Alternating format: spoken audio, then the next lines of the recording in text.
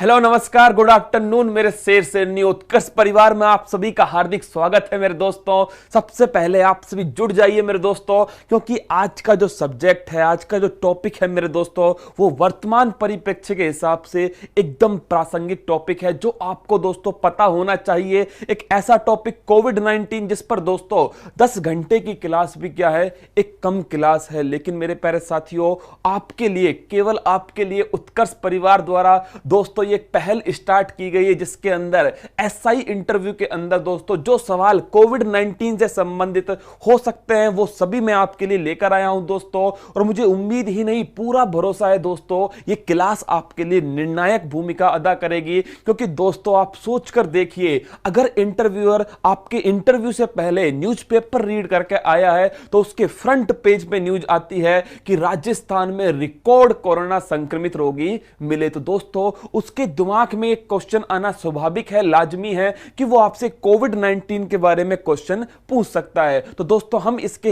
इतिहास से प्रारंभ करते हुए और वर्तमान परिप्रेक्ष्य में आने की कोशिश करेंगे। कौन कौन से सरकार द्वारा प्रयास किए गए उन सब पर चर्चा करेंगे, लेकिन इन सब के बीच में कहीं आपके चेहरे की मुस्कान खो ना जाए दोस्तों, इसीलिए सबसे पहले मुस्कान को पकड़ कर लाओ। और मेरे दोस्तों ध्यान रखना, जीतना है तो जीतने की तरह मेहनत करनी होगी दोस्तों, क्योंकि आपने कहा था हमारे हौसले जिद्दी हैं, तो मैंने कहा ठीक है फिर दोस्तों, समस्याओं की धज्जियां उड़ाना आर्ट ऑफ लाइफ है, जीवन जीने की क्या है, एक कला है। तो आइए दोस्तों, बाधाएं हैं कौरव दल सी, इन सब पर तुम कूच करो, अर्जुन सा योद्धा बनकर गांडीव लेकर टूट पड़ो। तो आइए दोस्तों अर्जुन की तरह अपने लक्ष्य पर निशाना साधते हैं, और मुझे उम्मीद है कि आप सभी आ चुके होंगे और अपने शेर शेरनियों को ला चुके होंगे दोस्तों क्लास के अंदर। तो दोस्तों स्टार्ट करते हैं। आज कोई फोटो नहीं लेकर आऊंगा, क्योंकि कोविड-19 की फोटो दोस्तों जरूरी नहीं है देखना, आप समझिए टॉपिक के बारे में। सबसे पहला पॉइंट है कोविड-19 का पुराना नाम क्या था।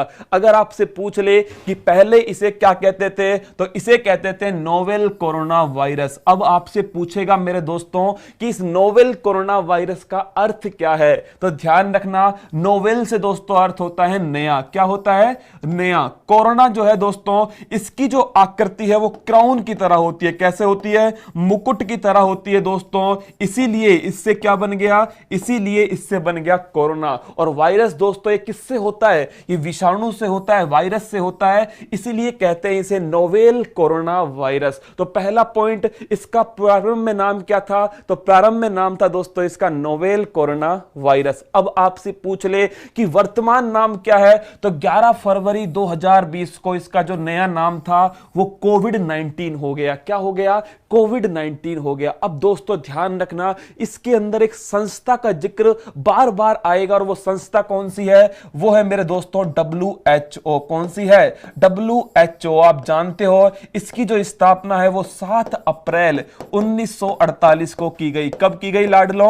7 अप्रैल 1948 को की गई। और आप ये भी जानते हो जो 7 अप्रैल है इस दिन दोस्तों बनाते हैं हम कौन सा? स्वास्थ्य दिवस। कौन सा दिवस बनाते हैं? हेल्थ डे जो है दोस्तों वो 7 अप्रैल को बनाते हैं। ध्यान रखना, केवल एसआई इंटरव्यू नहीं दोस्तों, जितने भी एग्जाम भविष्य में होने वाले हैं, इस 1 घंटे की क्लास से 2-4 सवाल आपको निश्चित मिलेंगे दोस्तों, इसलिए बड़ी तसल्ली के साथ में इस क्लास को सुनना। और राजूरी टीम की अगर मेहनत पसंद आए दोस्तों तो अधिक से अधिक लोगों तक पहुंचा देना। अब देखिए 7 अप्रैल को बनाते हैं दोस्तों हेल्थ डे। अब अगला क्वेश्चन है कि WHO का हेडक्वार्टर कहां पर है? जिनेवा स्विट्जरलैंड के अंदर है। कहां पर है? जिनेवा स्विट्जरलैंड के अंदर है। और आपसे अगर पूछ ले कि इसके वर्तमान अध्यक्ष कौन है, तो डॉक्टर टेड्रोस जो है दोस्तों वो इसके वर्तमान अध्यक्ष हैं। और इसी की एग्जीक्यूटिव बॉडी में कौन गए? डॉक्टर हर्षवर्धन दोस्तों, इसी की जो एग्जीक्यूटिव बॉडी है उसके हेड कौन है? डॉक्टर हर्षवर्धन, जो भारत के स्वास्थ्य मंत्री है। अब आते हैं दोस्तों कि WHO ने इसका नया नाम क्या दिया? कोविड-19 दिया। क्या दिया? कोविड-19। इसमें दोस्तों CO से क्या बना? तो इससे बना कोरोना। क्या बना? इससे बना मेरे दोस्तों कोरोना। VI से क्या बन गया? इससे बन गया वायरस। और मेरे दोस्तों आपको पता है D से क्या बना? D से बना डिजीज। डिजीज का मतलब क्या होता है? इसका मतलब होता है रोग। और ये कब फैला? 2019 में फैला। इसीलिए इसका नाम क्या है? इसका नाम है कोविड-19 डिजीज, तो कोरोना वायरस डिजीज 2019। देखिए दोस्तों, ये दोनों पॉइंट के साथ में आपसे एक सवाल पूछ सकता है कि इसके वायरस का नाम क्या है, और अधिकांश बच्चे इसका वायरस का नाम कहेंगे कोरोना वायरस। लेकिन दोस्तों, आपको नहीं कहना है, आपको कहना है कि जो इसका वायरस का नाम है वो है मेरे लाडलो SARS-CoV। इस पर लगाओ फूल पत्तियां दोस्तों, अति महत्वपूर्ण सवाल है। अधिकांश इसका नाम कहेंगे कोरोना वायरस। अरे मेरे दोस्तों, वो तो इसकी डिजीज का नाम भी है क्या, कोरोना वायरस डिजीज, लेकिन इसका जो वायरस है वो है SARS-CoV-2। जैसे ही आप ये बोलेंगे तो आपसे सीधा सवाल होगा कि ये SARS क्या है। तो दोस्तों, तुरंत आंसर देना है कि इसका फुल फॉर्म होता है सीवियर एक्यूट रेस्पिरेटरी सिंड्रोम। क्या मतलब है इसका, सीवियर एक्यूट रेस्पिरेटरी सिंड्रोम। अब देखना, इसके मतलब से ही आप बहुत सारी चीजें समझ जाओगे। पहली बात तो दोस्तों, ये रेस्पिरेटरी सिंड्रोम है। रेस्पिरेटरी का मतलब होता है श्वसन तंत्र। क्या है मतलब कि अगर आपसे पूछ ले कि इस कोविड-19 से कौन सा अंग प्रभावित होगा, तो मेरे लाडलों, इससे प्रभावित होगा हमारा श्वसन तंत्र।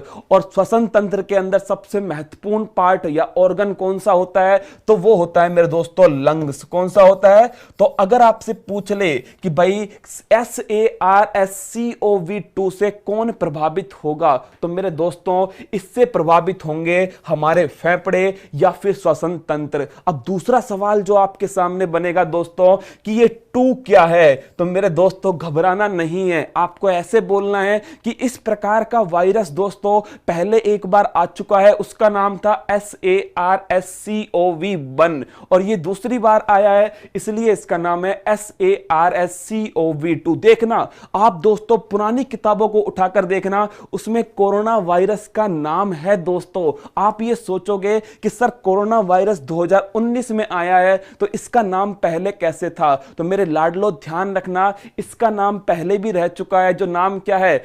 SARS-CoV-1 था। अब कौन सा आया है, अब आया है दोस्तों SARS-CoV-2। तो आपको बड़ा इंपॉर्टेंट पॉइंट है, निश्चित याद रखना है। पहले नाम नोवेल कोरोना वायरस था, दूसरा नाम दोस्तों कोविड-19 था, और थर्ड क्वेश्चन इसका वायरस कौन सा है, तो इसका वायरस आपके सामने है SARS-CoV-2। अब आपसे पूछेगा इसका चीन का जो वुहान क्षेत्र है वहां से इसका प्रारंभ कैसे हुआ, तो ध्यान रखना है मेरे दोस्तों, इसका जो वुहान क्षेत्र है यहां से प्रारंभ होता है सांप, चमगादड़ और पेंगोलिन। कहां, सांप, चमगादड़ और पेंगोलिन। अब देखिए दोस्तों, चमगादड़ का सूप पीने से कहते हैं प्रारंभ हुआ क्या, वुहान क्षेत्र से दोस्तों, चीन से कोरोना वायरस। लेकिन एक इंपॉर्टेंट पॉइंट और ध्यान रखना, पेंगोलिन का भी नाम आता है दोस्तों किसके अंदर, इस वायरस को फैलाने में। अब आप सोचिए कि जो पेंगोलिन है मेरे दोस्तों, इसे बोलते हैं हम क्या, चींटीखोर। क्या है दोस्तों, ये चींटीखोर है पेंगोलिन। और ये पेंगोलिन जो है इसका बहुत अधिक पोचिंग शिकार होती है चीन के अंदर, इसीलिए दोस्तों इसके कारण कहते हैं कि फैला है कौन सा वायरस, कोविड-19 वायरस। तो आपसे पूछ ले कि वेट वायरस के नाम से कौन सा जाना जाता है, तो वो भी दोस्तों कोविड-19 का ही वायरस है। अगला पॉइंट, प्रभावित अंग कौन सा है, फेफड़े हैं। देखिए हर चीज को जान लीजिएगा क्लास के अंदर कि इंटरव्यू बोर्ड में, या फिर दोस्तों आप खुद सोचिए कोविड-19 के बारे में आपको कौन कौन सी जानकारियां पता होनी चाहिए, वो सभी जानकारियां मैं आपको समझा रहा हूं। तो ध्यान रखना, प्रभावित अंग होगा फेफड़ा, और प्रारंभ कहां से हुआ, ये लीजिए, ये सवाल निश्चित है मेरे दोस्तों, वुहान क्षेत्र चीन से। कहां से प्रारंभ हुआ, ये वुहान क्षेत्र चीन से प्रारंभ हुआ। अब आता है भारत में पहला केस कहां पर आया, केरल के अंदर आया दोस्तों। कहां पर आया, केरल के अंदर भारत में पहला केस आता है। केरल में कहां दोस्तों, तो थ्रिसुर जिले के अंदर। तो देखिए हर जानकारी को मैंने कोशिश की है दोस्तों वहां तक पहुंचाने की जहां तक इंटरव्यूअर पहुंच सकता है। तो सोचिए भारत में पहला केस केरल में आता है, और मेरे दोस्तों अगर आपसे पूछ ले भाई केरल में किस जिले में, तो थिरुचिरापल्ली डिस्ट्रिक्ट के अंदर आता है। लेकिन पहली जो मौत है वो होती है कर्नाटक के अंदर। कहां कहां पर होती है? कर्नाटक के अंदर पहली मौत होती है 12 मार्च 2020 को, और ये 76 वर्षीय दोस्तों, कितने वर्ष के थे? 76 वर्षीय थे। और ध्यान रखना है कहां से वापस आई थी? तो सऊदी अरब से वापस आई थी। अब देखिए कितने सवाल बनने वाले हैं। भारत में पहली मौत तो दोस्तों कर्नाटक में होती है, कितने वर्ष की थी? तो 676 वर्ष की थी। कहां से वापस आई थी ये महिला? तो दोस्तों ये महिला वापस आई थी सऊदी अरेबिया से। तो ध्यान रखना है कालबुर्गी जो दोस्तों स्थान है वहां पर भारत की पहली मौत होती है। और आपसे अगर पूछ ले कि भाई भारत में पहली मौत कर्नाटक में है, भारत का पहला केस कहां पर है? केरल के अंदर है भारत का पहला केस। इस क्लास के अंदर दोस्तों मैं आपको क्या क्या बताने वाला हूं, आप 2 मिनट के अंदर सुनिए सारी बातें। मैं आपको इंपॉर्टेंट फैक्ट बताऊंगा, इसके साथ में जो लॉकडाउन है मेरे दोस्तों, इस लॉकडाउन के बारे में बताऊंगा। और राजौरी टीम ने दोस्तों एक नई चीज याद दिला दी क्लास के बीच में कि आज सावन का क्या है? पहला सोमवार है। क्या है मेरे दोस्तों? सावन का पहला सोमवार है। मुझे पता है यह सुन के आपके चेहरे पर मुस्कान आएगी, और महादेव के जो लाडले लाडली हैं दोस्तों, तैयार हो जाओ। इस सावन के अंदर दोस्तों जम के मेहनत करनी है, और अपने लक्ष्य को पाने के लिए दोस्तों डबल मेहनत करनी है। तो आइए दोस्तों अब मैं आपको बताऊंगा लॉकडाउन के बारे में। जो लॉकडाउन है मेरे दोस्तों उसके बारे में समझाऊंगा। कोविड-19 संबंधी कुछ महत्वपूर्ण वर्ड, आइसोलेशन क्या होता है, क्वारंटाइन क्या होता है, सोशल डिस्टेंसिंग, फिजिकल डिस्टेंसिंग, इनका मतलब क्या होता है वो समझाऊंगा आपको। और साथ में दोस्तों भारत सरकार के द्वारा कौन से प्रयास किए गए वो सभी मैं आपको बताने वाला हूं। अब देखिए भारत में पहला केस कर्नाटक में आता है, भारत में पहला केस केरल में आता है दोस्तों, और पहली मौत कहां होती है? कर्नाटक के अंदर होती है। कोविड-19 संबंधी महत्वपूर्ण शब्दावली यह है दोस्तों इंटरव्यू के हिसाब से अति महत्वपूर्ण सवाल। अब देखिए एक वर्ड होता है पीपीई। क्या होता है? PPE, personal protective equipment. क्या बोलते हैं इसे? पर्सनल प्रोटेक्टिव इक्विपमेंट, व्यक्तिगत सुरक्षा उपकरण। आपसे पूछ सकता है कि जो डॉक्टर हैं या फिर दोस्तों सैलून के अंदर जो बाल काटने वाले हैं वो किस किट को पहनकर बैठे होते हैं? तो वो किट होती है पीपीई किट। कौन सी? PPE kit. पर्सनल दोस्तों क्या है इसकी full form? Personal protective equipment. दूसरा सवाल आपसे बनेगा कि इसके अंदर क्या क्या शामिल है? तो मेरे दोस्तों जैसे कि मास्क है, कपड़े हैं, हेलमेट है और दस्ताने हैं, ये सभी किसके अंदर आते हैं? पीपीई किट के अंदर आते हैं। तो दोस्तों आपसे पहला प्रश्न पूछ सकता है कि भाई पीपीई किट क्या होती है, इसकी फुल फॉर्म क्या है? दूसरा सवाल आपसे पूछ सकता है ये क्वारंटाइन और दोस्तों आइसोलेशन। कोविड-19 ने आपकी जो इंग्लिश है वो तो मुझे लगता है अच्छी कर दी होगी। Quarantine, isolation, physical distancing, social distancing, कुछ ऐसे वर्ड हैं दोस्तों जो आपने पहली बार ही सुने होंगे। कहां पर? कोविड-19 के दौरान। अब देखिए एक वर्ड होता है क्वारंटाइन और एक वर्ड होता है दोस्तों आइसोलेशन। इन दोनों में थोड़ा सा अंतर है। जो व्यक्ति कोविड पॉजिटिव है दोस्तों उस व्यक्ति को क्या करते हैं? अगर उस व्यक्ति को हम अलग थलग करते हैं स्वस्थ व्यक्ति से तो उसे कहते हैं आइसोलेशन। फिर सुनना, जो व्यक्ति कोविड पॉजिटिव है दोस्तों उसे अलग थलग करना कहलाता है आइसोलेशन, और उसके संपर्क में रहने वाले लोगों को अलग थलग करना कहलाता है क्वारंटाइन। दोनों में दोस्तों महत्वपूर्ण अंतर है। पहला अंतर, क्वारंटाइन का मतलब होता है संपर्क में आए लोगों को। जैसे अगर किसी घर में एक व्यक्ति कोविड पॉजिटिव आ गया दोस्तों तो आपको ध्यान रखना है कि जो उसके परिवार वाले उनको क्वारंटाइन करते हैं। क्या करते हैं? क्वारंटाइन करते हैं। और दोस्तों उस व्यक्ति को करते हैं आइसोलेट। क्या करते हैं? आइसोलेट। तो आपको ध्यान रखना है पूर्ण पृथक्करण कहते हैं आइसोलेशन को, और केवल पृथकवास कहते हैं दोस्तों क्वारंटाइन को। तो संक्रमित व्यक्ति को पृथक करना यह होता है आइसोलेशन, और मेरे दोस्तों संपर्क में आए लोगों को अलग करना यह होता है क्वारंटाइन। और कितने दिन का होता है? ये 14 डेज का होता है। कितने दिन का होता है? 14 डेज का होता है दोस्तों ये क्वारंटाइन। अगला क्वेश्चन है सोशल डिस्टेंसिंग। अब ये जो वर्ड है ना दोस्तों सोशल डिस्टेंसिंग, ये थोड़ा कंफ्यूजन पैदा करता है कि सोशल डिस्टेंसिंग क्या होता है और साथ में दोस्तों फिजिकल डिस्टेंसिंग क्या होता है। अभी थाली भी बजवाएंगे, चिंता मत करो दोस्तों, थाली भी बजेगी आज, लाइटें भी बंद होंगी मेरे दोस्तों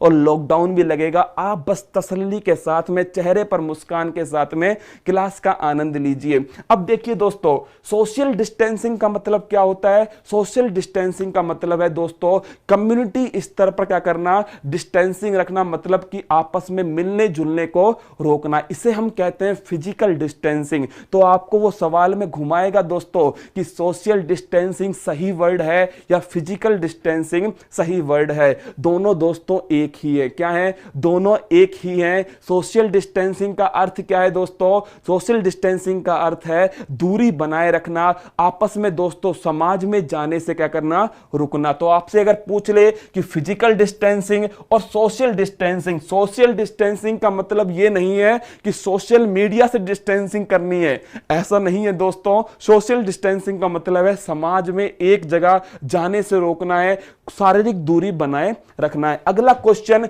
हां दोस्तों देखिए, लॉकडाउन और कर्फ्यू आपने सुना होगा, इन दोनों में अंतर क्या है? देखिए सवाल निश्चित, मैं आपसे फिर कह रहा हूं दोस्तों, ये जो पॉइंट है, ये पॉइंट आपके बेसिक को मजबूत करेंगे, कोविड 19 पर आपकी पकड़ को मजबूत करेंगे। कोविड 19 तो हारेगा मेरे दोस्तों, आज नहीं तो कल हारेगा, निश्चित हारेगा। कौन? कोविड 19, क्योंकि यहां तो सिकंदर नहीं जीत पाया, कोविड 19 की क्या औकात है। अब देखिए, लॉकडाउन को कहते हैं तालाबंदी। क्या कहते हैं? तालाबंदी। दोस्तों लॉकडाउन और कर्फ्यू में अंतर क्या है? तो कर्फ्यू जो होता है दोस्तों वो अधिक खराब कंडीशन होती है, लॉकडाउन उसकी तुलना में कम खराब कंडीशन होती है। जैसे कि जिस स्थान पर कर्फ्यू लगा है दोस्तों, उस स्थान पर कोई भी एक्टिविटी क्या नहीं होगी, अलाउ नहीं होगी। लेकिन जहां पर लॉकडाउन है दोस्तों, वहां पर अति आवश्यक वस्तु जैसे कि दूध है या किराना की जो दुकान है दोस्तों, या मेडिकल की दुकान है, ये सभी अलाउ होती है। तो लॉकडाउन और कर्फ्यू में क्या अंतर है? लॉकडाउन दोस्तों कर्फ्यू की तुलना में कम सख्त होता है, वहां पर अति आवश्यक वस्तुओं की दोस्तों जो खरीद है वो हो सकती है, किराना की दुकान है, दूध की दुकान है, ये खुली हो सकती है। तो आपको ध्यान रखना है मेरे दोस्तों, कर्फ्यू और लॉकडाउन में क्या अंतर है? अति आवश्यक सेवाओं का अंतर है। इनकी छूट होती है कहां पर? लॉकडाउन के अंदर इनकी छूट होती है। बड़ा महत्वपूर्ण क्वेश्चन है दोस्तों, पीपीई किट क्या है, quarantine, isolation, social distancing, lockdown, curfew, कहीं ना कहीं आपसे निश्चित ही पूछ लेंगे दोस्तों इन सभी पॉइंट के बारे में। अब आइए लाडलो अगले पॉइंट के बारे में। तो ध्यान रखना, आपसे अगर पूछ ले कि कोविड 19 को वैश्विक महामारी कब घोषित किया गया, तो दोस्तों 11 मार्च 2020 को कोविड 19 को महामारी घोषित किया गया। क्या? कोविड 19 को दोस्तों महामारी कब घोषित किया गया? तो 11 मार्च 2020 को। कौन करेगा? एक ही संस्था है दोस्तों, WHO। कौन सी है? WHO। आगे देखिए 14 मार्च 2020, इस पॉइंट को आपको निश्चित याद रखना है मेरे दोस्तों कि जो 14 मार्च 2020 है, अगर आपसे पूछ ले कि जो मास्क और सैनिटाइजर है दोस्तों, सैनिटाइजर में क्या होता है? अल्कोहल होता है। क्या होता है लाडलो? अल्कोहल होता है। तो एक बार एक लड़के ने मुझसे पूछा कि सर अल्कोहल लगाने से बढ़िया है क्या कर लिया जाए, एक दो घूंट ले ली जाए, इससे अंदर ही क्या होगा? कोविड 19 की डेथ हो जाएगी। ऐसा मत करना मेरे लाडलों, कोविड 19 की डेथ नहीं होगी। सैनिटाइजर का मतलब है उसे हाथ में लगाना है। क्या लगाना है दोस्तों? हाथ में लगाना है सैनिटाइजर। और देखिए मास्क है और सैनिटाइजर है। सैनिटाइजर में अगर आपसे पूछ ले क्या होता है दोस्तों, तो इसके अंदर होता है अल्कोहल। क्या होता है? अल्कोहल। तो देखिए मास्क और सैनिटाइजर का जो है दोस्तों, इसको हमने आवश्यक वस्तु के अंदर डाल दिया। अब देखिए इससे क्या फायदा होगा? आपसे सवाल पूछा जा सकता है कि आवश्यक वस्तु में डालने से क्या फायदा होगा। ध्यान रखना है मेरे दोस्तों, इसका आवश्यक वस्तु में डालने से यह फायदा है कि जो इसकी कीमत है वो कीमत ऊपर नीचे नहीं होंगी, निश्चित कीमत होंगी दोस्तों। और इसका क्या नहीं सकते, इसका स्टॉक नहीं कर सकते आपको जिसको जरूरत है उसको आपको देनी होगी। तो ये आवश्यक वस्तु अधिनियम कौन सा है? 1955 का अधिनियम है। कौन सा है? 1955 का अधिनियम है, आवश्यक वस्तु अधिनियम। तो आपसे पूछ ले कि आवश्यक वस्तु अधिनियम दोस्तों 1955 का है, और अगला पॉइंट आपसे पूछ सकता है कि किसे आवश्यक वस्तु घोषित किया गया है। अब देखिए, पहला केस केरल में आया था, पहली मौत कर्नाटक में हो गई दोस्तों। पहला लॉकडाउन करने वाला राज्य कौन था? तो वो था दोस्तों जादूगर की नगरी महारो राजस्थान। कौन है? राजस्थान जो है दोस्तों वो पहला लॉकडाउन करने वाला राज्य था, राजस्थान। तो इस पॉइंट को तो आप क्या करना है, फूल पत्ती लगा के नोट करना है कि पहला लॉकडाउन करने वाला राज्य है दोस्तों राजस्थान। और महामारी घोषित करने वाला, देखिए दोनों क्वेश्चन में अंतर है। हरियाणा ने क्या किया था, इसे महामारी घोषित करने वाला पहला राज्य हरियाणा है, लेकिन लॉकडाउन करने वाला पहला राज्य वो है दोस्तों राजस्थान। कौन है? राजस्थान। अगला पॉइंट, जनता कर्फ्यू। लो दोस्तों, आ गई हैं आपकी थालियां। 22 मार्च 2020। अब देखिए 22 मार्च 2020 को दोस्तों पूरे भारत के अंदर जनता कर्फ्यू लगाया गया, मतलब जनता के द्वारा कर्फ्यू लगाया गया दोस्तों। और पूरे विश्व के अंदर पहली बार जनता कर्फ्यू कहां पर लगा? तो वो लगा दोस्तों भारत के अंदर। कहां पर? भारत के अंदर 22 मार्च 2020 को, जिसमें आपसे कहा गया कि शाम को क्या करना है आपको? शाम को दोस्तों जो हमारे योद्धा हैं, कोविड-19 से लड़ने वाले योद्धा हैं, जैसे कि दोस्तों मेडिकल स्टाफ है या पुलिस है, उनके लिए क्या करना है? उनके लिए आपको थालियां बजानी है, घंटियां बजानी है दोस्तों। और आपने जिस हिसाब से थालियां बजाई थी, फिर दोस्तों थाली टूटने के बाद जो आपके घर वाले हैं उन्होंने आपको बजाया दोस्तों, तो वो था जनता कर्फ्यू। और कब लगा? 22 मार्च 2020 को लगा। अब देखिए 22 मार्च 2020 को जनता कर्फ्यू लग गया, और उसके बाद में आपको पता है मेरे दोस्तों 25 मार्च से स्टार्ट होता है क्या? 25 मार्च से स्टार्ट होता है लॉकडाउन फर्स्ट। क्या होता है? लॉकडाउन जो फर्स्ट है वो 25 मार्च से स्टार्ट होता है। इसी बीच में दोस्तों मोदी जी फिर आते हैं 5 अप्रैल के दिन और 9 बजे। देखिए 5 अप्रैल को 9 बजे 9 मिनट के लिए दोस्तों, टाइमिंग देखिए, 5 अप्रैल को 9 बजे 9 मिनट के लिए क्या करना है? 9 मिनट के लिए आपको लाइट ऑफ करनी है। और दोस्तों दीपक है, मोमबत्ती है, ये सभी जलानी है। दीपक, मोमबत्ती ये सभी जलानी है दोस्तों। और ये किसका परिचायक था? ये परिचायक था दोस्तों किस चीज का? कि हम सभी एक हैं कोविड-19 से लड़ने के लिए। और मेरे दोस्तों दिवाली बना दी किसने? हाँ, पूरे भारत ने दिवाली की तरह बनाया। और 5 अप्रैल को 9 बजे 9 मिनट के लिए दोस्तों हमने सारी लाइटें ऑफ की। तो ध्यान रखना है, आपसे सवाल पूछेगा जनता कर्फ्यू कब लगा? 22 मार्च को लगा। दूसरा 9 मिनट के लिए दोस्तों 9 बजे लाइट ऑफ कब होती है? तो वो होती है कब? 5 अप्रैल को। अब देखिए इसके बाद मेरे दोस्तों ये जो इंपॉर्टेंट पॉइंट है, लॉकडाउन फर्स्ट, फिर आपने सोचा 25 मार्च से 14 अप्रैल तक है लॉकडाउन फर्स्ट। आपने सोचा कि खुल जाएगा, फिर हो गया लॉकडाउन सेकंड। आपकी खुशी दोस्तों और बढ़ गई, और यह था 15 अप्रैल से 3 मई। लॉकडाउन थर्ड 4 मई से 17 मई। और दोस्तों इस लॉकडाउन थर्ड में क्या हुआ?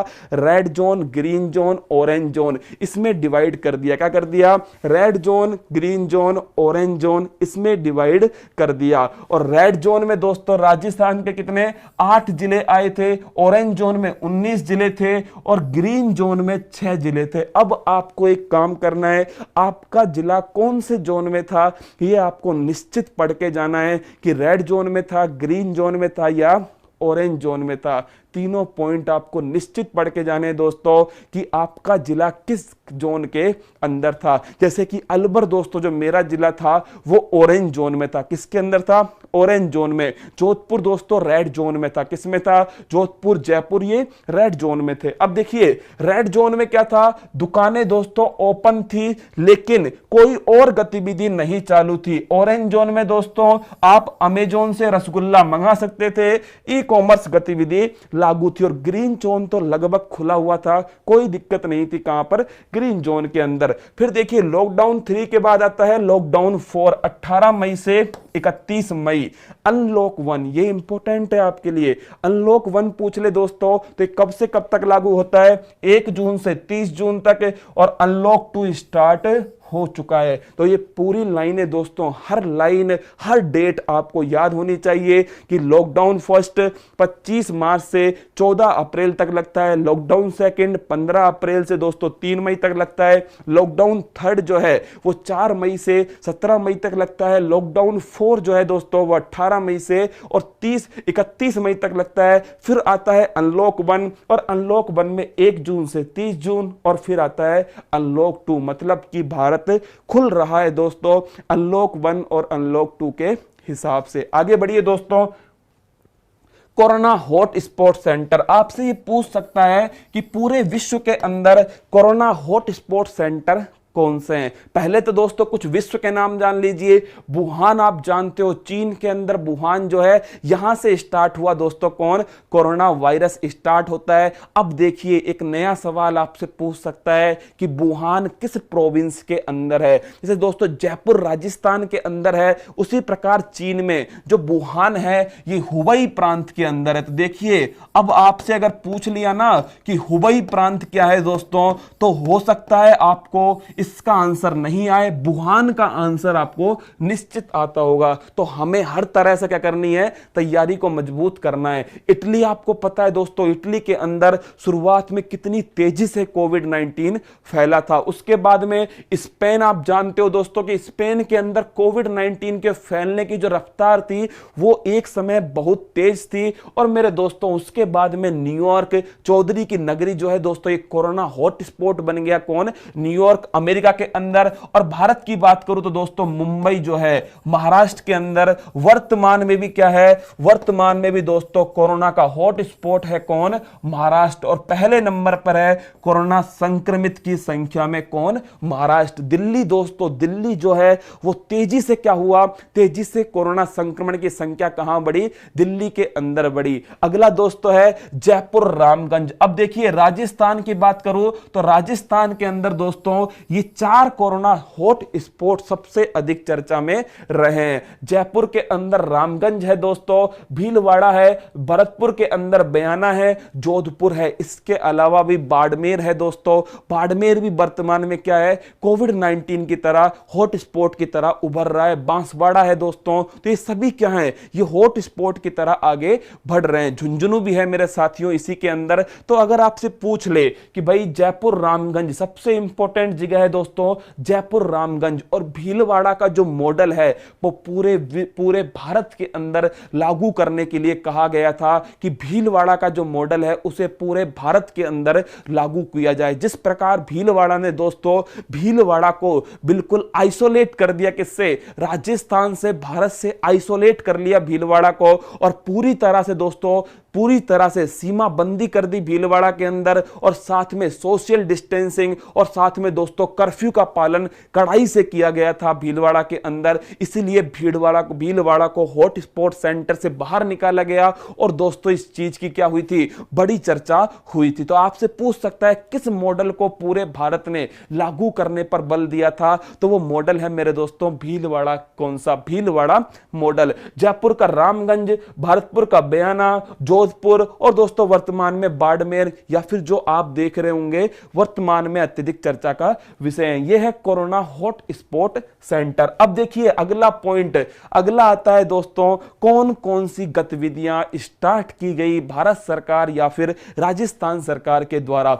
मेरे दोस्तों 50 से अधिक ऐप लॉन्च की जा चुकी हैं विभिन्न राज्यों के द्वारा, लेकिन हमें वो पढ़नी है दोस्तों जो पेपर में पूछी जा सकती है या दोस्तों वर्तमान में क्या है, चर्चा का विषय। देखिए मैं आपसे फिर कह रहा हूं, कोविड-19 को अगर आप पढ़ना चाहें तो हो सकता है पूरा एक दिन कम पड़ जाएगा कोविड-19 को पढ़ने के लिए। पूरे विश्व के अंदर दोस्तों हाहाकार मचाया है कोविड-19 ने, लेकिन हमें वो चुनिंदा पॉइंट पढ़ने हैं दोस्तों जो हमारे गागर में सागर भर सके, मतलब कि हमारी तैयारी को मजबूत कर सके। और दोस्तों हमें वो तथ्य पढ़ने हैं जो पेपर के अंदर फूल पत्ती लगाकर आ सकेंगे। तो तो दोस्तों बस आपको क्या करना है, इस वीडियो को 2 3 4 5 बार देखना है। और दोस्तों अगली जो क्लास होगी मैं उसके अंदर आपको महत्वपूर्ण क्वेश्चंस जो हैं वो कोविड-19 के कराऊंगा, लेकिन वो क्वेश्चंस आप तब कर पाओगे जब दोस्तों आज की क्लास को आप समझने की कोशिश करोगे। और मेरे लाडलो, मुझे तो तुम पर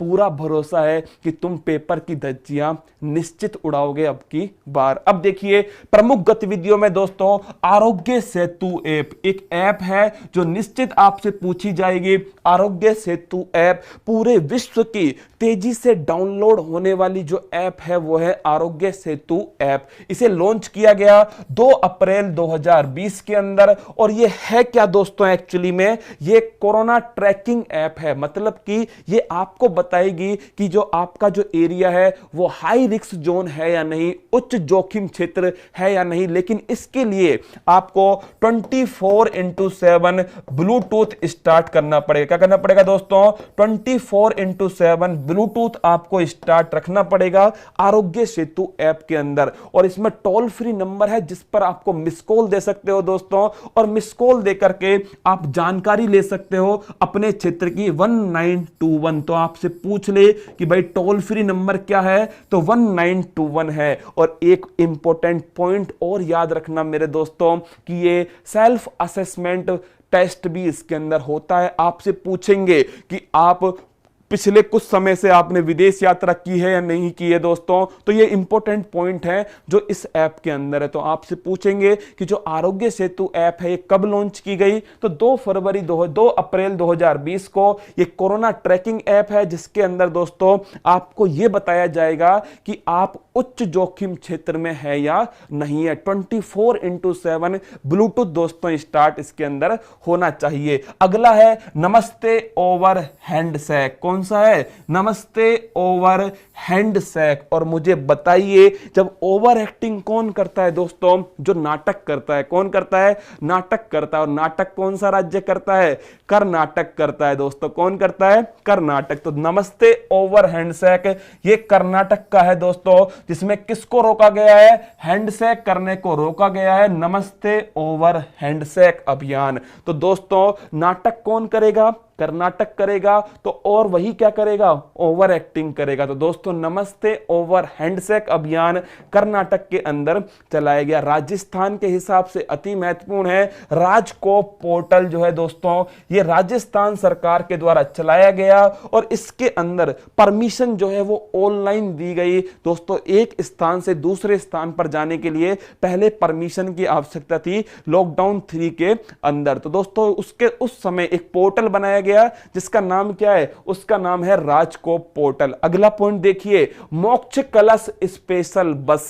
ये भी किसने स्टार्ट किया दोस्तों? राजस्थान ने स्टार्ट किया मोक्ष कलश स्पेशल बस। और होगा क्या दोस्तों? अगर कोविड-19 के समय दोस्तों अगर किसी की डेथ हो गई है तो उस डेथ के बाद में कोई बस चालू है नहीं, कोई पब्लिक दोस्तों जो पब्लिक ट्रांसपोर्ट है वो चालू नहीं है, प्राइवेट ट्रांसपोर्ट चालू नहीं है दोस्तों। इसके लिए राजस्थान सरकार ने मोक्ष कलश स्पेशल बस स्टार्ट की। अगला क्वेश्चन, भारत का सबसे बड़ा क्वारंटाइन सेंटर कहां पर है? तो नरेला दिल्ली के अंदर है। कहां पर है? नरेला दिल्ली के अंदर है। और इसको दोस्तों कौन हैंडल कर रहा है? भारत की आर्मी, भारत के वीर जाबाज, भारत के सपूत दोस्तों आर्मी जो है वो इसे हैंडल कर रहे हैं। क्योंकि आप सोच के देखिए, जब आप क्वारंटाइन के बारे में आपसे पूछेगा तो आपसे यह भी पूछ सकता है कि भाई क्वारंटाइन सेंटर पूरे भारत का सबसे बड़ा कहां पर है? तो नरेला दिल्ली के अंदर है। और कौन होल्ड कर रहा है इसके ऊपर? इसके ऊपर होल्ड कर रहा है दोस्तों कौन? Indian army. आगे बढ़िए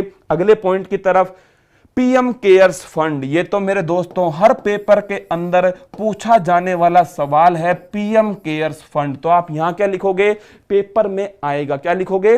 पेपर में आएगा दोस्तों। अगर ये जो मेहनत जो की गई है आपके लिए, अगर आपको लगे कि हाँ ये पेपर के हिसाब से अति महत्वपूर्ण है दोस्तों, अगर मैं इनके कलेक्शन की बात करूं तो इनके कलेक्शन में पूरी टीम को बहुत मेहनत लगी है। क्योंकि दोस्तों हर चीज को उठाया गया है कहीं ना कहीं से साथियों। तो इसीलिए अगर आपको लगे कि मेहनत की गई है तो दोस्तों राजूरी टीम के लिए एक बार सभी तक पहुंचा देना इस क्लास को। अब देखिए ये पीएम केयर्स जो फंड है ये बड़ा इंपॉर्टेंट फंड है दोस्तों। आपसे सीधा सवाल पूछेगा कि इस केयर्स की फुल फॉर्म क्या है, तो citizen assistance and relief in emergency situation fund. कहने की बात है कि जो भारत के नागरिक हैं दोस्तों, उनकी सहायता करना, असिस्टेंस करना एंड रिलीफ मेरे दोस्तों, उन्हें राहत उपलब्ध कराना इन इमरजेंसी सिचुएशन फंड। अब देखना वो आपको किस हिसाब से घुमाएगा। वो आपसे कहेगा क्या ये कोविड-19 के लिए फंड है,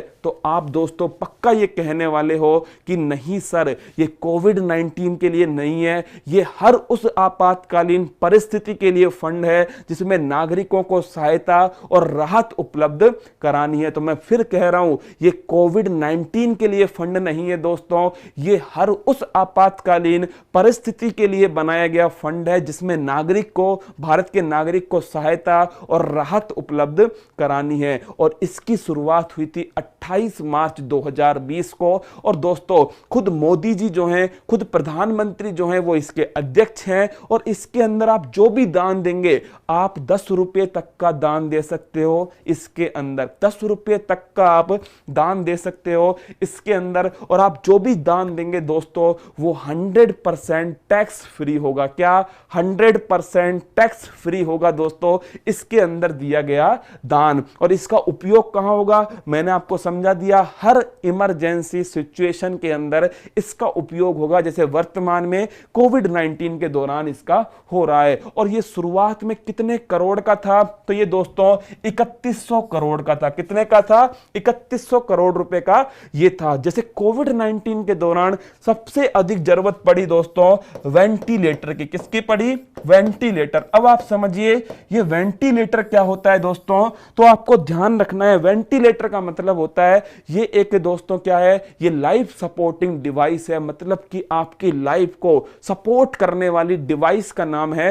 वेंटिलेटर। एक इंपॉर्टेंट सवाल आपसे पूछ सकते हैं मेरे लाडलों कि जो वेंटिलेटर है इसका उपयोग कब करेंगे दोस्तों, मतलब अगर कोई मनुष्य प्राकृतिक रूप से दोस्तों श्वास नहीं ले पा रहा है तो उस समय कृत्रिम ऑक्सीजन का उपयोग करते हैं। और दोस्तों वो मशीन कहलाती है वेंटिलेटर। क्या कहलाती है, वेंटिलेटर। और आपको मैंने समझाया शुरू में, याद करो कि इससे प्रभावित होने वाला अंग कौन सा है कोविड-19 से, वो है दोस्तों रेस्पिरेटरी सिस्टम, सांस लेने में तकलीफ होना। इसीलिए सबसे अधिक जरूरत किसकी पड़ेगी, वेंटिलेटर की पड़ेगी। इसीलिए पीएम केयर्स फंड से वेंटिलेटर के निर्माण के लिए दोस्तों क्या किया गया, फंड रिलीज किया गया। तो पीएम केयर्स फंड की फुल फॉर्म पूछ सकता है, कब लॉन्च की गई और दोस्तों कितने करोड़ का था और इसके हेड कौन है। अगला पॉइंट देखिए मेरे दोस्तों, अगला जो पॉइंट है आत्मनिर्भर भारत अभियान। कौन सा है, आत्मनिर्भर भारत अभियान। आप ये सोचिए,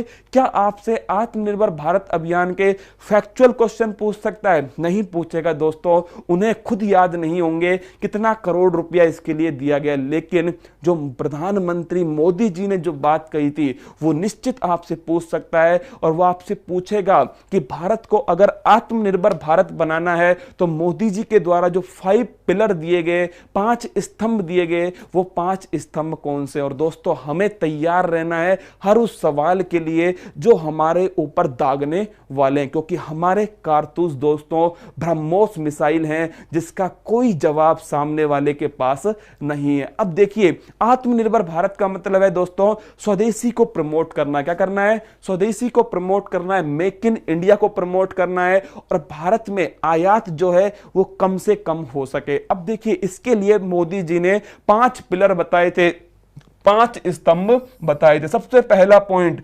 अर्थव्यवस्था, मतलब कि अगर आत्मनिर्भर भारत की बात करूं तो सबसे पहला पॉइंट है अर्थव्यवस्था, जिसे दोस्तों हम क्या कहते हैं, अर्थव्यवस्था। जो हमारी इकोनॉमी है उसके अंदर क्वांटम जंप होना चाहिए। क्या होना चाहिए, इंक्रीमेंटल जंप नहीं दोस्तों, क्वांटम जंप होना चाहिए। ध्यान रखना, तेजी से क्या होना चाहिए दोस्तों, तेजी से लगातार विकास होना चाहिए, क्वांटम जंप होना चाहिए। दूसरा पॉइंट है इंफ्रास्ट्रक्चर। क्या है? इंफ्रास्ट्रक्चर। और ये जो इंफ्रास्ट्रक्चर है वो आधुनिक भारत के हिसाब से होना चाहिए। मतलब कि दोस्तों जो इंफ्रास्ट्रक्चर है वो 21वीं सदी का होना चाहिए। ध्यान रखना, कोविड-19 ने पूरे विश्व को यह समझा दिया है कि जो उनका इंफ्रास्ट्रक्चर है, जो उनका हेल्थ इंफ्रास्ट्रक्चर है, जो एजुकेशन इंफ्रास्ट्रक्चर है, वो सब क्या है, 21वीं सदी के अनुसार नहीं है। उसे बदल लीजिए, अभी भी समय है। ये कोविड-19 ने समझाया है। और दोस्तों इसीलिए हमारे प्रधानमंत्री जी ने कहा था कि ये जो समस्या है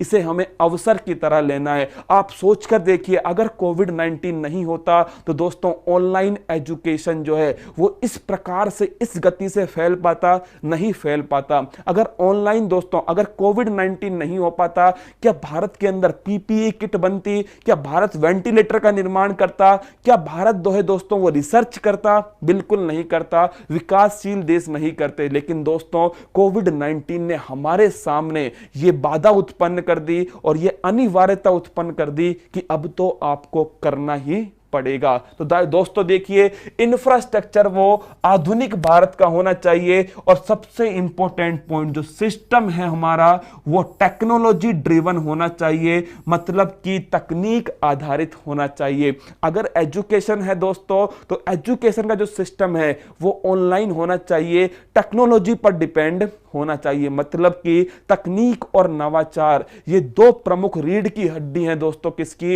इंडिया के सिस्टम की आने वाले समय के अंदर। अगला क्वेश्चन है डेमोग्राफी। अब ये जो डेमोग्राफी है ना लाडलो, ये बड़ा इंपॉर्टेंट क्वेश्चन है आप सभी के लिए। जो भारत की जनसंख्या है दोस्तों, हम दूसरे स्थान पर हैं केवल चीन के बाद। और दोस्तों कुछ समय में हम चीन को पीछे छोड़कर पहले स्थान पर आ जाएंगे। और ये हमारे लिए क्या है, बड़े गर्व की बात होगी मेरे दोस्तों। लेकिन ये जो डेमोग्राफी है वो भारत के लिए दोस्तों क्या हो सकती है? डेमोग्राफिक डिविडेंड हो सकता है, लाभांश हो सकती है। अब आप मुझसे पूछोगे कि कैसे हो सकती है, तो ध्यान रखना मेरे दोस्तों, अगर मैं इस डेमोग्राफी में स्किल को मिला दूं, किसको? कौशल को मिला दूं दोस्तों, तो ये डेमोग्राफी है, जो भारत की जनसंख्या है, ये दोस्तों भारत के लिए वरदान साबित होगी। इसीलिए तो कहते हैं भारत क्या है, एक युवा देश है। और युवा देश जो होता है दोस्तों, वहां पर डिमांड होती है और उस डिमांड को फुलफिल करने के लिए सप्लाई होती है।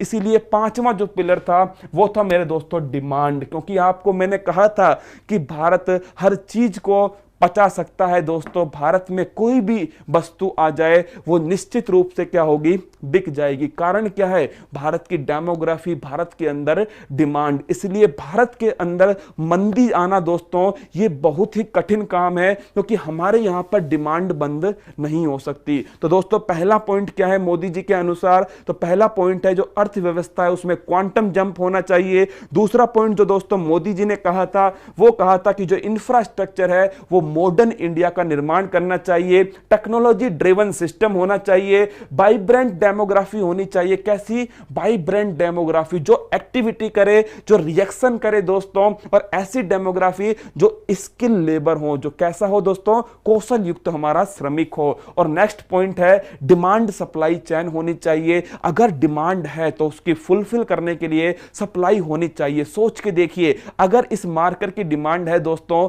तो इस मार्कर की डिमांड को फुलफिल करने के लिए सप्लाई होगी। मतलब हमारे यहां पर इंडस्ट्री लगेंगी। और जब इंडस्ट्री लगेगी दोस्तों, लोगों को रोजगार मिलेगा, लोगों का जीवन स्तर बेहतर होगा। और दोस्तों सरकार के पास पैसा आएगा और सरकार क्या करेगी? इंफ्रास्ट्रक्चर का निर्माण करेगी और इसके साथ में टेक्नोलॉजी लाएगी। और यही तो 5 पॉइंट है किसके? इन हमारा दोस्तों जो आत्मनिर्भर भारत है। तो भारत कैसा बनेगा? भारत आत्मनिर्भर भारत बनेगा। तो दोस्तों इस पॉइंट पर थोड़ा आपको ध्यान देना है। अगला पॉइंट देखिए, अगला पॉइंट है वंदे भारत मिशन। आपसे अगर पूछ ले कि जो वंदे भारत मिशन है दोस्तों, ये क्यों प्रारंभ किया गया है? पहली बात तो ये एयरलिफ्ट है। एयरलिफ्ट का मतलब दोस्तों एरोप्लेन के द्वारा जो हमारे भारतीय नागरिक फंसे हुए हैं दोस्तों अन्य देशों के अंदर, उन्हें वहां से निकालने के लिए वंदे भारत मिशन स्टार्ट किया गया। इसका 4th चरण जो है वो चल रहा है मेरे दोस्तों। 3 चरण पूरे हो चुके हैं। लेकिन इसमें आपको एक बात ध्यान रखनी है कि इसमें जिसको भी लेकर आएंगे दोस्तों, वो अपना खर्चा खुद उठाएगा। फिर सुन लीजिए, वंदे भारत मिशन के तहत भारत का दोस्तों जो भी नागरिक किसी अन्य देश से लाया जाएगा, वो अपना खर्चा खुद उठाएगा, सरकार उसका खर्चा नहीं उठाएगी। तो वंदे भारत मिशन याद रखना है। एक दोस्तों वैक्सीन है जिसका नाम क्या है? कोवैक्सीन। क्या नाम है? कोवैक्सीन। और आपने सुना होगा दोस्तों, आज की न्यूज है, और आज की न्यूज में कहा गया है कि जो Indian council of medical research है वो 15 अगस्त तक भारत के लोगों के हाथ में दे देगी क्या दोस्तों? जो कोविड-19 की वैक्सीन है। लेकिन दोस्तों ये कोवैक्सीन है, ये भारत का पहला टीका है। क्या? भारत की पहली वैक्सीन है जिसका नाम है कोवैक्सीन। अब आपसे पूछ सकता है कि जो कोवैक्सीन है इसका निर्माण कौन कर रहा है? तो भारत बायोटेक कर रहा है। कौन कर रहा है? भारत बायोटेक जो कंपनी है दोस्तों, ये कर रही है कोवैक्सीन का निर्माण। अब सीधा सवाल आप पर दागेगा दोस्तों कि वैक्सीन जो है वो लॉन्च होती है, उससे पहले कितने क्लिनिकल ट्रायल होते हैं? हर दिन अखबार में आता है कि इस वैक्सीन के लिए क्लिनिकल ट्रायल, तो ध्यान रखना 3 होते हैं दोस्तों। कितने होते हैं? तो अगर आपसे पूछ ले कि भाई कितने क्लिनिकल ट्रायल होते हैं, तो मेरे लाडलों कितने होते हैं? तो टोटल 3 क्लिनिकल ट्रायल होते हैं। पहला और दूसरा, इसकी अनुमति दोस्तों हर वैक्सीन के लिए दे देते हैं, लेकिन जो थर्ड होता है जिसमें मानव के ऊपर इसका उपयोग करना होता है दोस्तों, इसकी अनुमति बहुत कम वैक्सीन को मिलती है। और कोवैक्सीन जो है इसको भी पहले और दूसरे ट्रायल की अनुमति दे दी गई है। तो आपसे पूछ ले कि कोई भी टीका है जो मार्केट में आने से पहले कितने ट्रायल से गुजरेगा? 3 ट्रायल से गुजरेगा। कितने से दोस्तों? 3 ट्रायल से गुजरता है। अगला देखिए, कोरोनिल। हाँ मेरे दोस्तों, ये जो कोरोनिल पॉइंट है ये हमारे लिए क्या है? अति महत्वपूर्ण है। किसने बनाई है? पतंजलि ने बनाई है दोस्तों। किसने बनाई है? पतंजलि ने बनाई है कोरोनिल टैबलेट। क्या बनाई थी? कोरोनिल टैबलेट। और ये वादा किया गया था, ये दावा किया गया था दोस्तों कि 7 दिन के अंदर कोविड-19 से जो संक्रमित व्यक्ति होगा उसको 100% क्या कर देगी?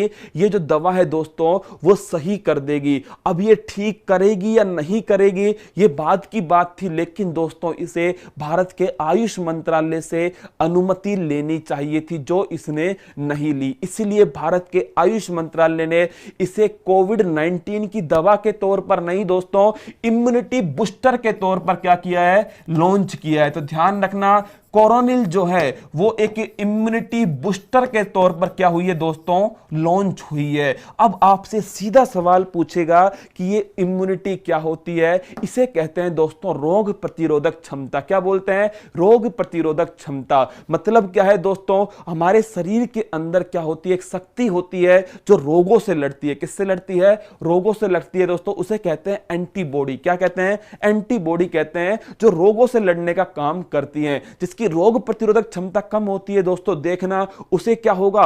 मौसम परिवर्तन होते ही तुरंत खांसी, जुकाम, बुखार, ये सभी जो लक्षण हैं, जो फ्लू के लक्षण हैं, ये आपके दिखने लग जाएंगे। और आप जानते हो कोविड-19 के लक्षण भी यही हैं दोस्तों। तो ध्यान रखना, ये जो रोग प्रतिरोधक क्षमता अगर कम है किसी की, तो उसका मतलब क्या है कि कोविड-19 से संक्रमण की दर क्या है? अधिक हो सकती है। इसीलिए आपने सुना हो तो कहा था मोदी जी ने कि जो सीनियर सिटीजन है वो गलती से भी बाहर मत निकलना। तो मेरे दोस्तों उसका कारण क्या है? क्योंकि उनकी रोग प्रतिरोधक क्षमता शरीर की कम है। इसीलिए दोस्तों पतंजलि का जो कोरोनिल टैबलेट है उसके अंदर क्या क्या है? तुलसी है दोस्तों, अश्वगंधा है, अणु तेल है, स्वसारी है साथियों, मुलेठी है, ये सभी उसके अंदर है, जो किसको बढ़ाएंगे? रोग प्रतिरोधक क्षमता को बढ़ाएंगी। इसीलिए उसे कोरोनिल बूस्टर, इम्यूनिटी बूस्टर के तौर पर लॉन्च किया गया है। अगला पॉइंट देखिए, जिनकी भी दोस्तों हॉबी क्या है?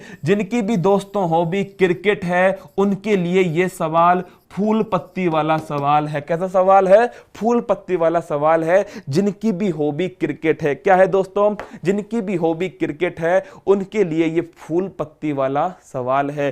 क्रिकेट के लिए नई गाइडलाइन जारी कर दी गई है दोस्तों, और उस गाइडलाइन में 3 अति महत्वपूर्ण पॉइंट हैं, और मुझे पूरी उम्मीद है आप अच्छे से सुनोगे तीनों पॉइंट को।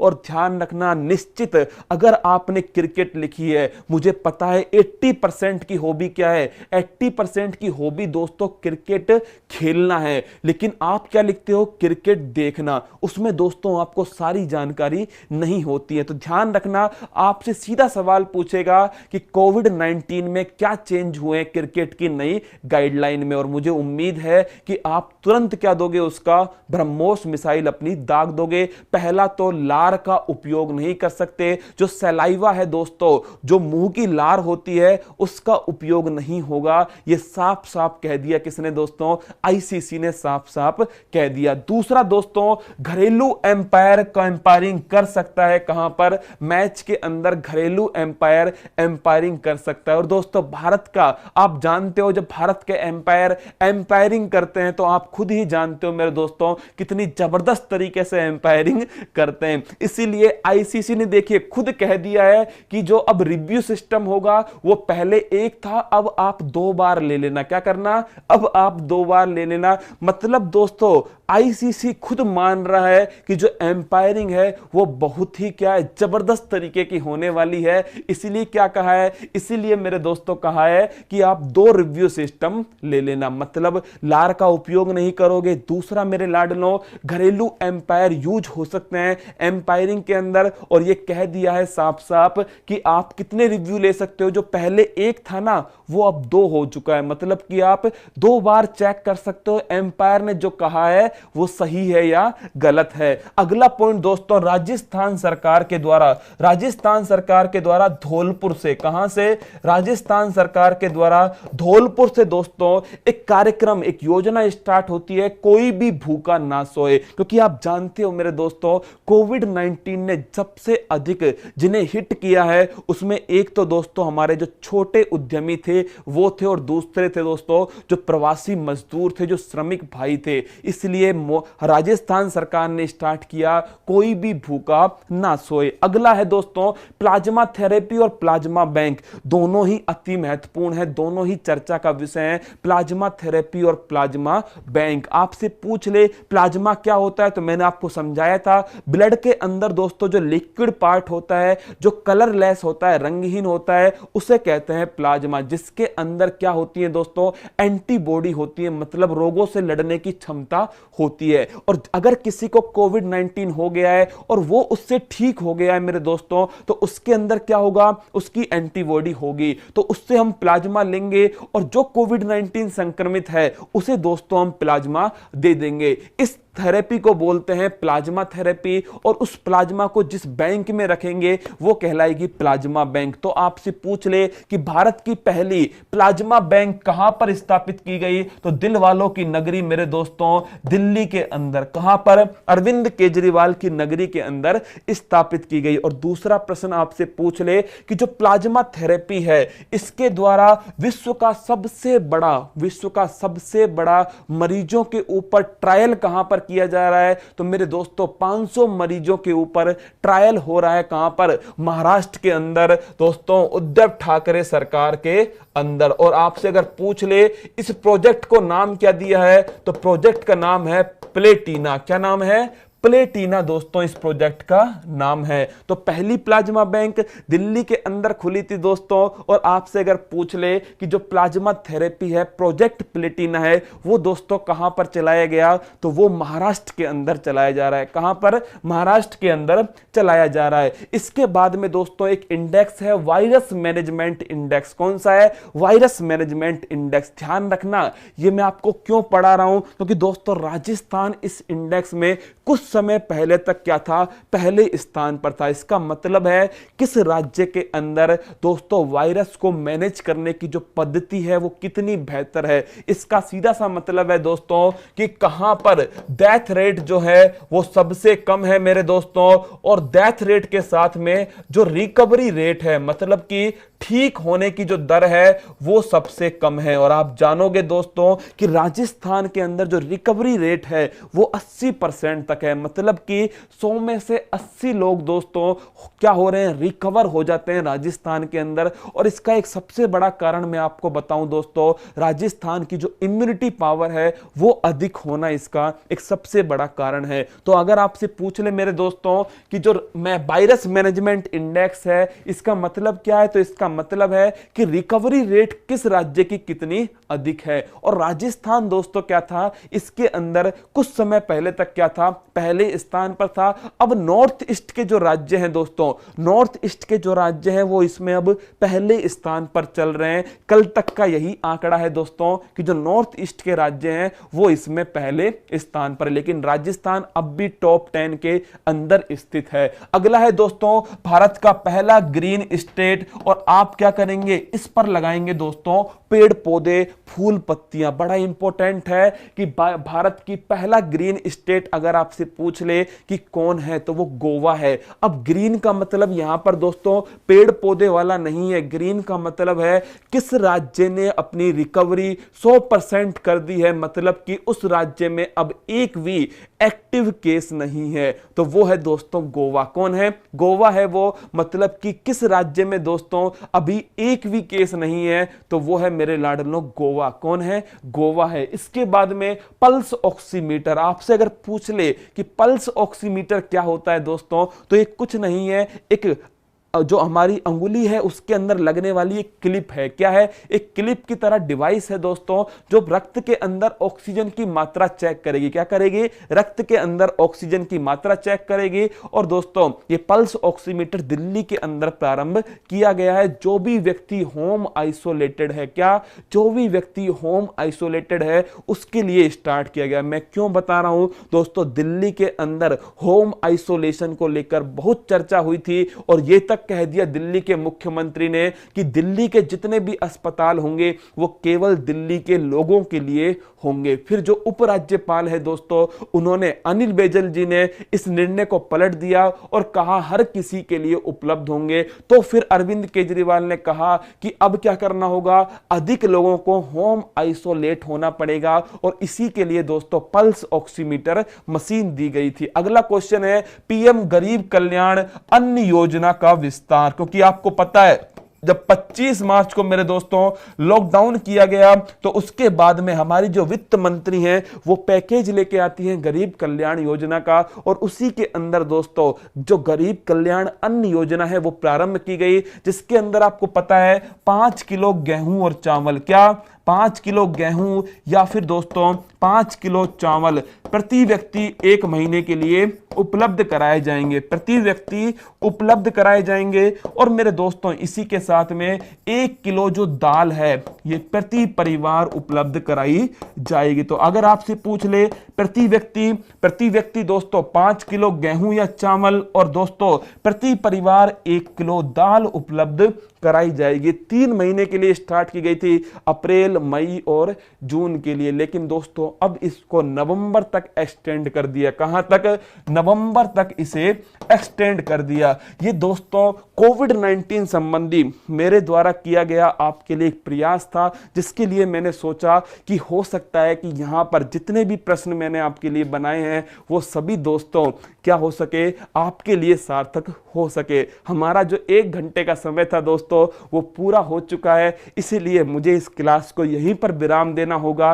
लेकिन दोस्तों आपका प्यार और स्नेह जितना है उससे मुझे लगता है कि इससे संबंधित जो भी महत्वपूर्ण सवाल हैं, 50 सब सवाल, उन सभी को दोस्तों एक क्लास के अंदर दोबारा लाना पड़ेगा, तभी तो तैयारी मजबूत हो पाएगी। मतलब दोस्तों सिलेक्शन पर पहुंचना है तो तैयारी या तो करो ही मत, और अगर करो दोस्तों तो उसकी पूरी तरह से धज्जियां उड़ा देनी चाहिए। तो मेरे दोस्तों हम फिर जुड़ेंगे मेरे दोस्तों, इससे संबंधित जो भी महत्वपूर्ण सवाल होंगे, और हाँ इससे संबंधित जो भी महत्वपूर्ण अपडेट होंगे उन सभी को लेकर के वापस से जुड़ूंगा। ये प्रयास आपको कैसा लगा दोस्तों, टाइम 1 घंटे था, उसका जितना मैं उपयोग कर सकता था मैंने उसका डबल करने की क्या की कोशिश की है मेरे दोस्तों। और मुझे पूरी उम्मीद है कि जो मेरे लाडले हैं, शेर शेरनी हैं, उन्हें ये क्लास निश्चित पसंद आई होगी, और वो राजूरी टीम को मोटिवेट करने के लिए एक अच्छा सा कमेंट जरूर दोस्तों देंगे,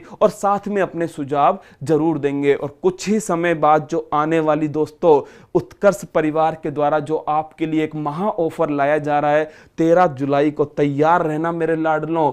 बड़ा बेहतरीन अवसर होगा और इस अवसर का पूरा पूरा फायदा उठाना है आपको। ध्यान रखना इस बात को, एक दोस्त होने के नाते आपसे कह रहा हूं। हंसते रहना दोस्तों, मुस्कुराते रहना, अपनी तैयारी को मजबूत करते रहना, जितने भी पॉइंट बताए हैं उनको फिर बेहतर तरीके से पढ़ना, एक बार, दो बार, 5 बार पढ़ना दोस्तों, और उनके इर्द गिर्द अपनी तैयारी को मजबूत करना। मैं फिर सवालों के साथ मिलूंगा लाडलो, और मुझे कमेंट्स बॉक्स में जरूर बताना कि सर सवाल जो है वो कितने लेकर आऊं मैं और कब लेकर आऊं। तो दोस्तों बिल्कुल अपने चेहरे की मुस्कान को ऐसे ही बनाए रखना, खुद के ऊपर विश्वास को बनाए रखना, और अंत में जाते जाते दोस्तों जो मोटिवेशनल कोट आपके अंदर घर कर गया है उसको फिर बोल कर जाऊंगा। बाधाएं हैं कौरव दल से, इन सब पर तुम कूच करो, अर्जुन सा योद्धा बनकर गांडीव लेकर टूट पड़ो। मेरे दोस्तों अब की बार तो टूट ही पड़ो। जय हिंद, थैंक यू।